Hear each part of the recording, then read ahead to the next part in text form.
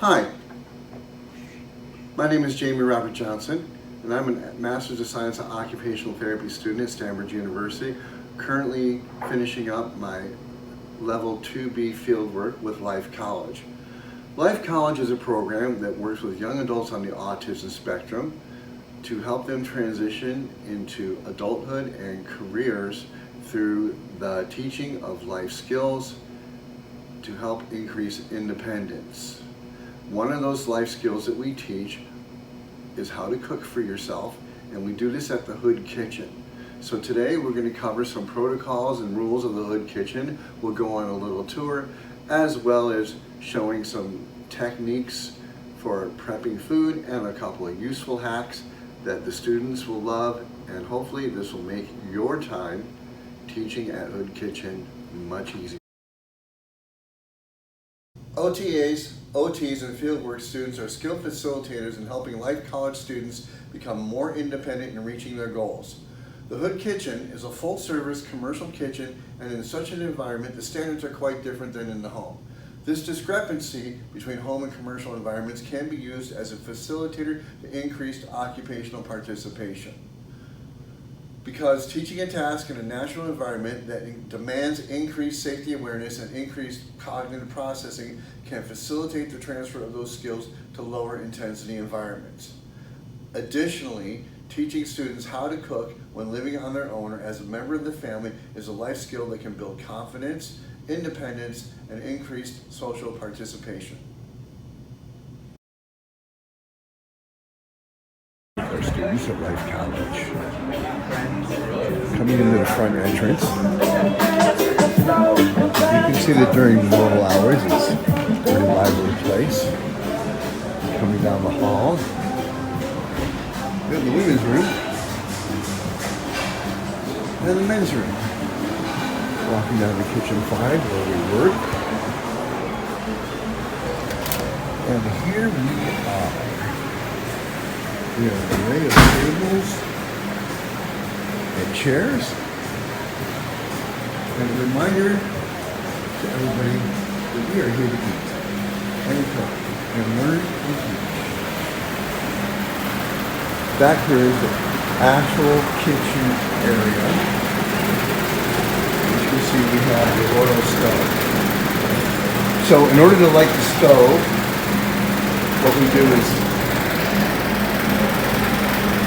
push this button here, turn on the gas, and then over here you hold your lighter and the stove lights. Here's the ovens, and when we come in, if we know we're going to bake, we're going to have to turn this dial to cook where it's already positioned. There's our temperature, and to light the oven, gas shut off, turn it on. The power switch to cook, turn the thermostat on, and the light will turn on and it's off when the oven is ready.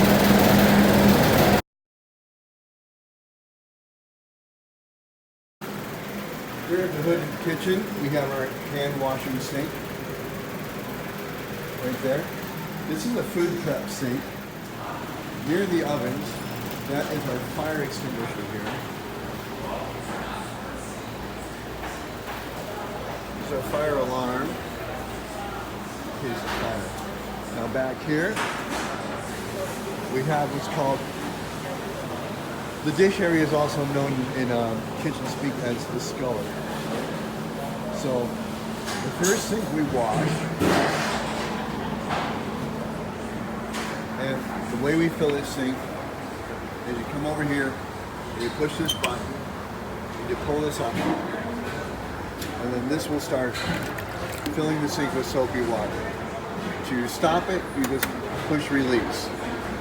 When you're filling this sink, do not run regular water, because this is already pre-mixed for pot and pan detergent.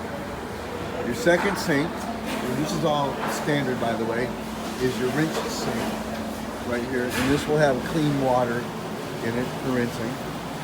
And your third sink, which is also required by law, is the sanitizing sink.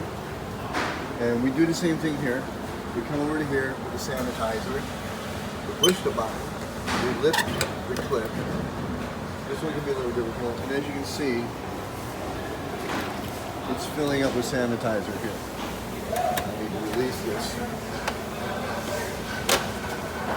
There. And so in order to release this, it also has color-coded cutting boards that they use. As you can see, bakery and dairy are white, cooked foods are the brown cutting boards, the blue cutting boards are for fish and seafood, the green cutting boards are the ones that we use the most at Life College for vegetables and fruits, yellow is raw poultry and chicken, and red is for raw meats. Over here is another hand washing sink, here's that, and here's another rule you may not be aware of, which is they do not want you to walk through other clients' kitchens. Coming over here, we have a shelf. We have food scales up here, a couple of food processors, mixing supplies. To the left of that, the hood kitchen does have a microwave oven. Clock. A reminder for us to always clean up after ourselves. Coming back here, there's pots and pans that other clients can use. Frying pans down here. Most of the cooking pots are being used. Larger trays and the colanders. These are at the very rear of the kitchen. This is a refrigerator walk-in. Life College does not use that. Now coming over here is another sign. It's a policy sign. Stop, look, do not take any equipment or your sheet pans with you. Uh-oh, maybe that means that the sheet pan that you're using to get to your car, just quietly turn around and put it back in the kitchen. We appreciate your help in keeping the Hood Kitchen, the happiest kitchens on earth, with the most shared equipment available for everyone's use, of course. And of course, coming back here, we're talking about cleanup a little bit. Now, normally when Life College is cleaning up, we'll have use of a cart. So after our students are done washing and drying their dishes, they can stack them all up here and put everything away at one time. Mop sink. We have a similar situation as we did with the dish sink. So clean mops should always be with the head up. That is for cleanliness and sanitation. I just found one here that not even hung up correctly. So there you go. There's a mop bucket.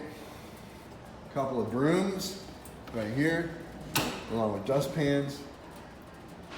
Fill up the mop bucket. We use this hose to fill that up. And then here's your soap right here. This same situation. We push the button and give it enough soap. Probably not a whole lot. So traditionally, these floor cleaners are pretty strong stuff. So you don't really need a lot, maybe about a cupful per gallon. And remember to, when you're done, to rinse the mop head and the bucket every time you use them.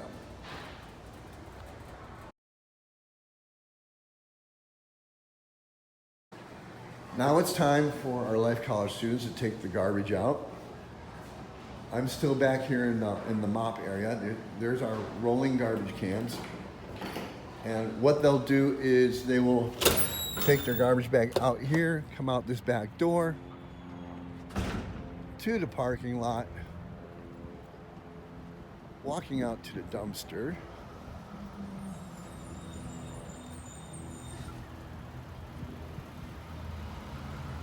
And we have, I believe we have 2 dumpsters here. Yes. recycling and garbage. Recycling is very important. You want to recycle cardboard, any office paper, plastic bottles, paper bags, any kind of newsprint, which doesn't really exist anymore, glass jars and bottles, or cans.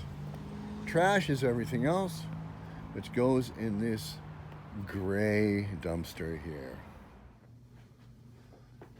Okay, so the first things first, we wash our hands before we start.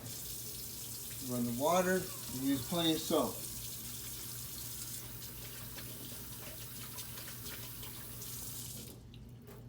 Keeping a towel on hand and ready to go.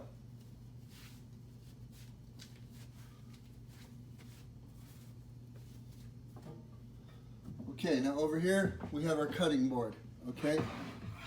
Now this cutting board, it's wood, it's pretty heavy, but it's still prone to slipping around on a smooth surface like a prep table like they have over at Hood Kitchen. So a standard practice is to take one of your kitchen towels,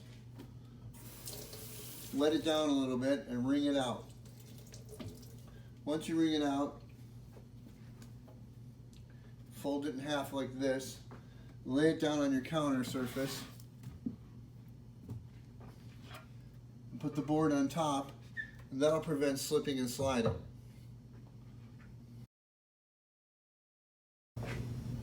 Okay, so the first vegetable we're going to cut today is a zucchini.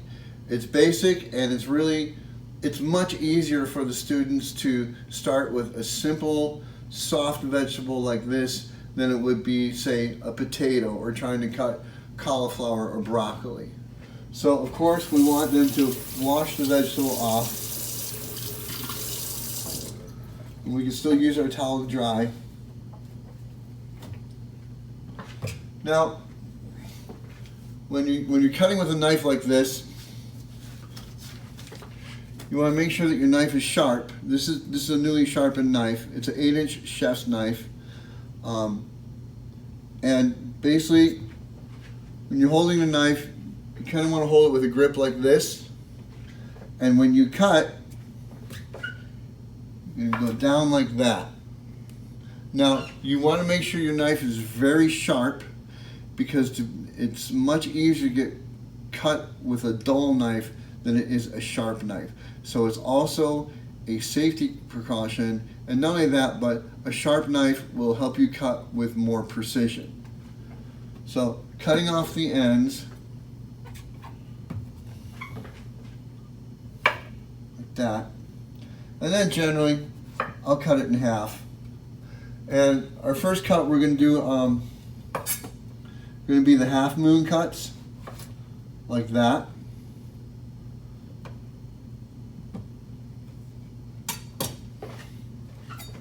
And whenever you're cutting, you're going to push down and forward. So you want to keep your fingers positioned, slightly curled on the vegetable itself.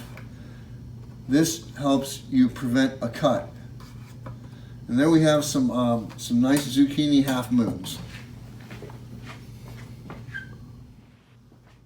Okay, so we're going to dice an onion now. And what we want to do is, this is a nice yellow sweet. So what I'm going to do is I'm going to take my knife and I'm going to cut right down the middle, just like that, using the root to keep it intact. So we'll trim this off here, and we'll trim this end here. And the other great thing about the onion is that you leave the skin down, have it face downward, it's much less likely to get in your students' eyes, which is one reason why they really don't like cutting onions. But if you show them, you can do it without getting those fumes in your eyes. They'll have a much easier time. So for this yellow onion, what you're going to do is you're going to cut. You're going to have your fingers on both sides because it's so thin. And then cutting, cutting, cutting, and cutting. So we want this one diced up into nice little pieces, once again, useful for a stir fry. So now that we've cut in that direction going across, we get our pieces. Notice I'm keeping my fingers curled for safety. I'm using my sharp knife. It's kind of like cutting through butter almost. Now, once you get to that, you can kind of tip it over. And there you have your diced onion. I found this pan, and all we do is we just lay it down there like that, and apply some pressure, kind of lightly. And there we go. There are our nice cloves.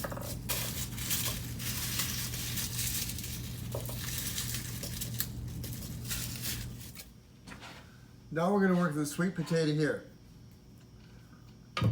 These are really great because they're high in nutrition, and the students love them, especially for sweet potato chips. They can be baked as a side dish for almost anything. So you want to make sure that you cut off your ends, and then since these are pretty big, we're going to cut this one into quarters and make our chips that way. Now, with something this big, they're going to have to use both hands like this to keep fingers safe. You may have to teach the technique a couple of different times, but this also gives them a chance to cut it into quarters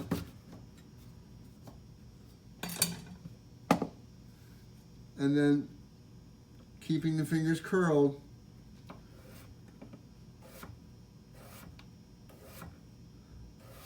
Try and get the chips about a 1/4 inch thick.